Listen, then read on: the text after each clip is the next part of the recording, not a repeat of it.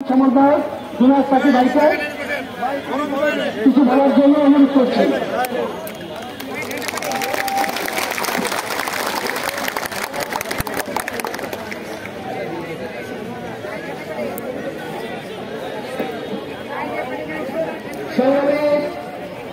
পল্লীবিদ্যুৎ সমিতির নানা স্তরের কর্মকর্তা, কর্মী এবং কর্মচারীগণ, আপনারা সারা দেশ থেকে আজকে এখানে এসেছেন।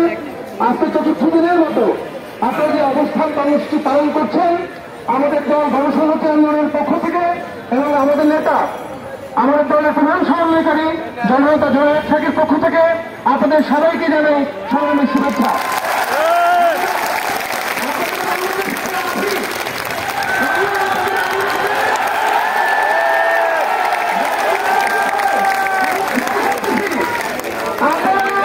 গত 2024 জানুয়ারি মাস থেকে যে আন্দোলন শুরু করেছিলেন, আমরা দেখেছি আপনারা শান্তিপূর্ণভাবে আপনাদের নিজেদের যে কাজ, বিদ্যুৎ সংযোগের কাজ, বিদ্যুৎ সংযোগের পরে বিদ্যুতের সেবা দেওয়ার কাজ, ঘরে ঘরে গিয়ে মিটার রিডিং এর কাজ, লাইনের কাজ,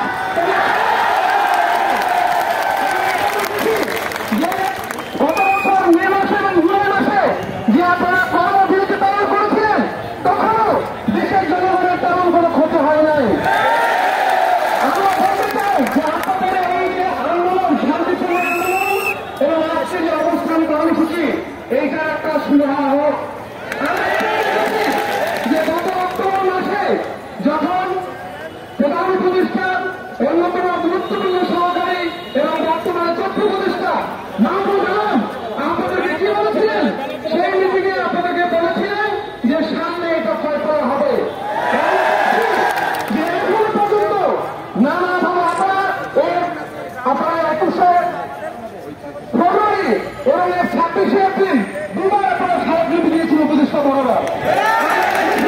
সেই স্মারকলিপি দেওয়ার পরেও আমাদের কাজ হয়নি। কিন্তু আমরা এর মধ্যে দেখলাম যে আরবির চেয়ারম্যান মহোদয় দক্ষিণাঞ্চলে একটা মিটিংয়ে গিয়ে তিনি আবার একটা জীবন ঘটনা ঘটলেন।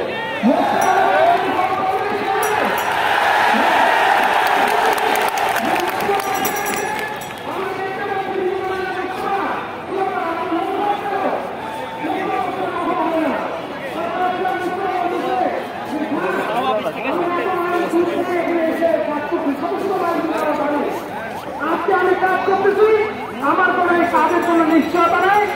আমার এইভাবে কাজটি করতে হচ্ছে, আমার এই কারণে মন খারাপ, বাড়ি যেতে পারি না, ঠিকমতো ছুটি নাই, এই পরিস্থিতি এবং আমরা আন্দোলন করতেছি। এবং এটা শুনে তাকে দেখা গেল যে তাকে কি সান্ত্বনা দেবে বিনা নোটিশে, পরবর্তীতে তাকে চাকরিচ্যুত করার পরিস্থিতি। এইটা হচ্ছে আপনাদের বর্তমান পরিস্থিতি। আমরা চাই এই যে বৈষম্য, এই যে একজন কানাবোনা, কাজ নাই, মজুরি নাই, এই যে একজন লাইন শ্রমিক যে হচ্ছে আজকে সাময়িক, কিন্তু সাময়িক সে থাকতে পারে না, আর একজন আবার নিয়মিত, এই যে 3 প্রকারের শ্রমিক একই অফিসে, তিন ধরনের লোক এবং 2 ধরনের নীতি, এটা চলতে পারে না। আমরা এরকম আশ্চর্যও দেখি, বাংলাদেশে একটা অভ্যুত্থান ঘটেছে, 5ই আগস্টে একটা অভ্যুত্থান ঘটেছে। অভ্যুত্থানের প্রধান স্লোগান কি ছিল? বৈষম্য বিরোধী অবস্থান হবে। বাংলাদেশের সব মানুষের মধ্যে বৈষম্য থাকবে না, অধিকার তারা পাবে। কিন্তু আমরা দেখতেছি মানুষ অধিকার বঞ্চিত।